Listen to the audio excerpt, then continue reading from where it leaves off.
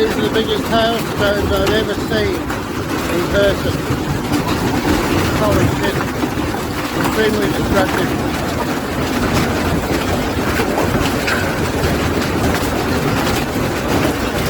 Not standing out on that. I am absolutely sick of dealing with insurance. And if you're battling insurance for months on end, I'm hoping this video will help you. For those of you that have been battling house insurance for months on end like we have, I'm putting together this video, and I'm sorry ahead of time because it will be cobbled together. There's no script. It's just so much to deal with. And I'd like this to be an interactive form of video. Please leave a comment down below. In the comments, have you experienced problems with insurance? If so, what have they been? And if there's anything I can help you with, maybe feel free to ask a question. At the time of recording, we're now pushing 8 months since the hailstorm that those of you that have been with my channel for some time saw back in October 2025. And we've had zero progress basically. So I'm going to put chapters in this video. Almost certainly I'll leave things out. And short of this being a live stream or a 2-hour video, there's really no way to truncate it, but I'll do my best.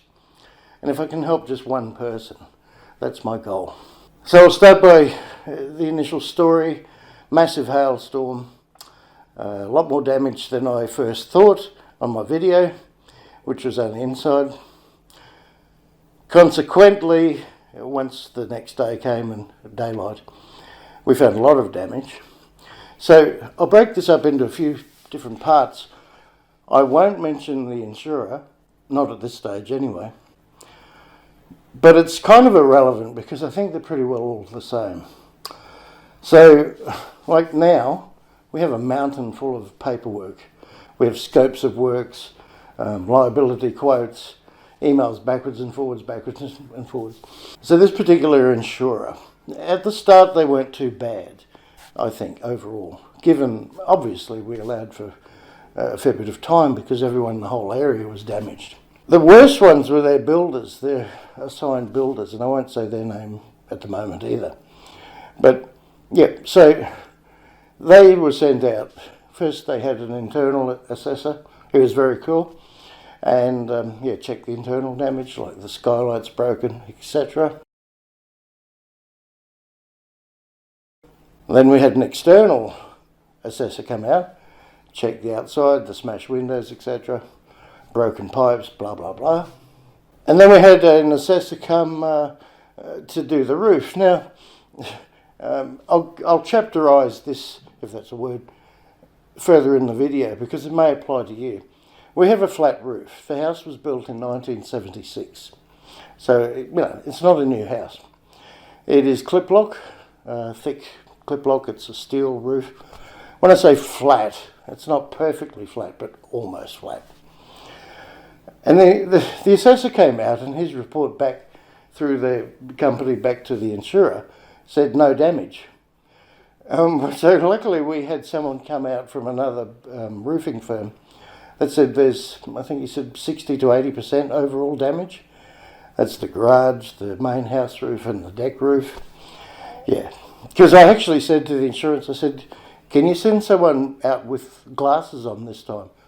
And bugged me dead if the guy that came out didn't have glasses.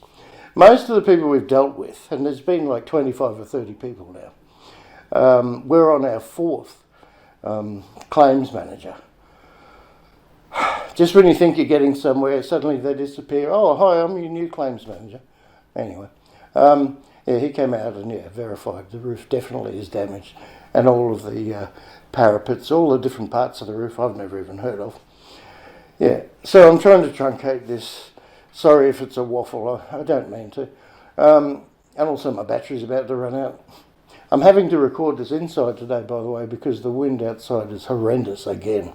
Initially, the builders said that the roof needs repitching, and insurance was classing that as an upgrade, which clearly it's not, if the pitch is required to meet modern codes. When you are making a claim, don't assume that the assessors will notice everything, as they should.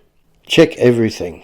Even things that you may not think to check, like hail dents or damage to your adjoining fence to neighbours, as you're entitled to 50% of replacement cost of that, which will be in the form of a payout.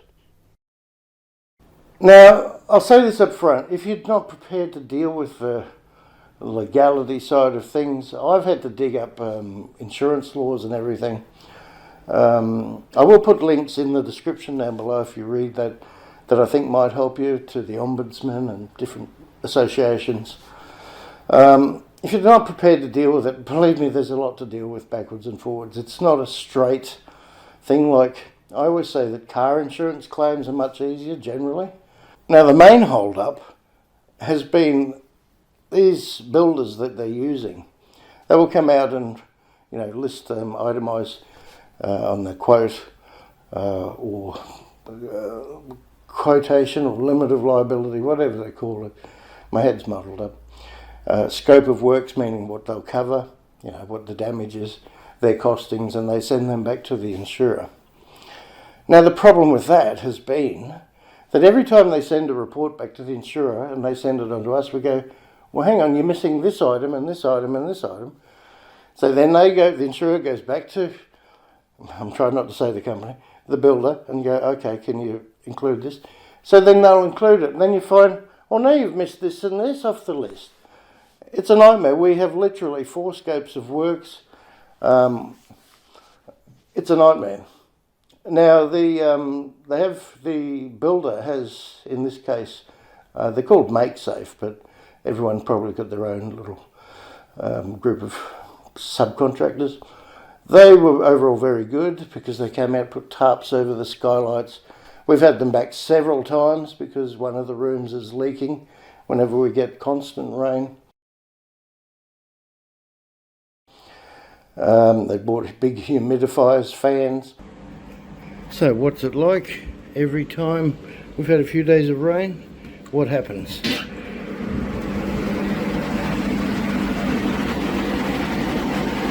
They come and put these things in. Humidifiers, fans.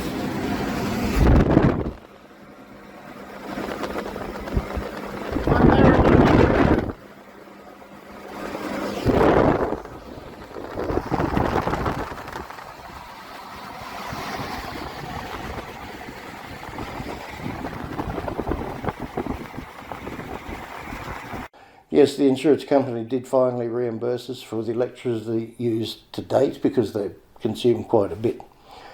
Nightmare. Nice little mess again. Nice little mess again. 7 months on, still haven't repaired the leak from this skylight in this spare bedroom. So every time it rains, you can see for yourself.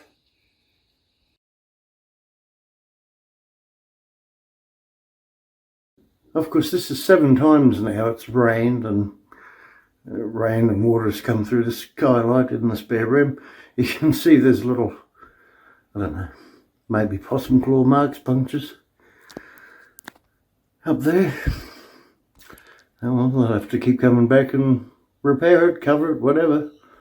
The longer it drags on, the more it's costing them.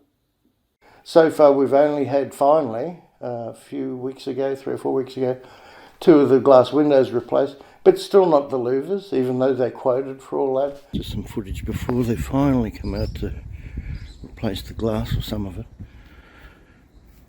This is how it's been for nearly 7 months. Windows boarded up, and the ensuite there on the outside. Yeah, nothing moves fast, does it? There's the inside of the louver, boarded up. And one of the spare bedrooms that are boarded up for all this time.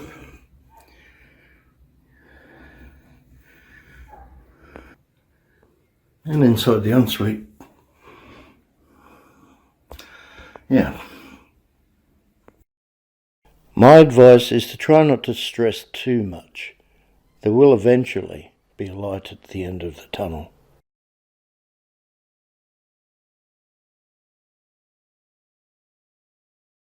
Not trying to be nitpicky, but probably could have cleaned it. clean the hand marks off it. You see all the bits of paint, or the sticky residue. Yep. Yep. But yeah, there's no disputing of the damage. I mean, it was a severe weather event, so everyone in the whole area. They never once said, "Oh, you weren't impacted by a huge hail." That wasn't the question. There's bits of tree and everything. Yep. Okay. That whole window is gone. Luckily, I covered the old Land Cruiser recently. You see all the shattered glass? Trying to truncate this, I'll move on to the roof issue.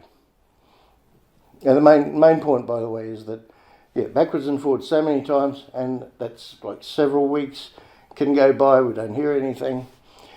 And the standard thing we've come to learn, the term from the insurers, we'll get back to you within 10 working days or 10 business days. And you're lucky if they do, because they usually don't. So you've got to call them. Onto our roof in our situation, and this may apply to you. With the flat roof, the builders tried to come back first and say, oh, it was under pitch. The house was built under pitch. Well, here's the story about that. Back when the place was built, now it's probably the same today, the council has all the plans and approvals. They only keep records for 10 years. So this place is almost 50 years. So then we got into the debate or argument, if you like. Well, okay, prove that it wasn't built to code, as they're claiming, because the pitch wasn't 2 degrees, and in some areas, depends where they checked. Yeah, so they can't prove it wasn't built to code, because it would have been signed off and all of that when it was new. Yeah, so I think we've finally got them on that. But the part about the roof, yeah, that was the biggest thing, and it still is. So if you're not prepared to deal with all that, and I assure you it's a lot of stress, a lot of time. There are companies that will come out, and you can find those quite easily, that will take over the handling of the entire thing. Now they do take a fairly hefty cut, typically maybe 15, even 20% maybe, of the entire, if they get a payout offered from the insurance company. They will take care of all of that. You may want to consider that if you're not prepared for it, but be prepared for it if you're going to do it like we've done. Just be aware that there are some unscrupulous ones around that take the cut and then don't pay their subcontractors and take the money and run, then fold the company and start up again under a new name. A thorough read of Google reviews may be your best friend here. And of course, the longer the claim drags out, the more potential internal damage may result if your home has suffered any water leaks, for example, as a result of the weather event. There are quite a few horror stories about, such as severe mould or rot due to repairs being dragged out for a ridiculous amount of time. Once you do narrow down some quotes, you could try to get them to put it in writing as far as the start date is concerned, because some companies have kept people waiting 18 months or more before they even start. Of course, if you don't get the entire roof replaced, your insurer may then refuse to insure you if you don't have the certifications to show the work was done. You're often better with a payout because you may get significantly cheaper private quotes, and you can put those savings towards any unforeseen damages, such as rotten battens or other pre-existing deterioration, like termite damage, etc., which insurance will definitely not pay for. Just so much time's involved. It looks like, though, as of just before I'm recording this today, they have finally got together with the builders and finally put forward something that they say they will repair the whole roof and everything and warrant it. And here's something we learned just today when we had yet another roof guy come out and quote, the insurer has to warrant things for a lifetime. And I said to him, well, how do they warrant a roof for a lifetime? He said, here's what they do. They keep putting your insurance up every year, more and more. And you probably eventually go, well, stuff that, we'll go and find another insurer. The moment you do, their warranty, null and void. So that's the trick. Because most roofing places will quote for typically a 10-year warranty. Yeah, they've got you covered. If you find you aren't getting anywhere, you can lodge an internal complaint with the insurer's dispute resolution team. Also, if you find that you're chasing your own tail, you could always leave a bad review on social media. That will likely fire something new in the way of a complaints team to follow the matter up. And of course you can at the same time lodge a complaint with the insurance ombudsman. So here's the takeaway up front. It has been so far 7, nearly 8 months of constant stress. It's always on your mind. My sleep has been terrible. That plus a mate of mine of 39 years is close to dying from cancer. So it's not easy. Yeah, I'm trying to summarise this, but look, rather than me waffle on and get it wrong, and I know already there's things I've missed out on. If you have any questions, there's so many things, so many items, things I can't even recall. So I told you it'd be a muddled video. Anyway, I've got to go and get a little nose cancer cut off. So let me know what you think. And it is what it is. All right, a lot of things I've left out on. Thought I'd give you a summary. I should have done this months ago. But we're now pushing 8 months. As of the moment of recording, we are still not finalised. But hopefully there's light at the end of the tunnel. So don't lose faith and get back to me if I can help at all. I'm surprised I was able to fit the video in this quickly. All right, cheers. If I help one person, that's worth making the video. And I'll see you soon. If this video isn't for you, by the way, watch one of my other, 1,400 videos. You'll find something you may find interesting.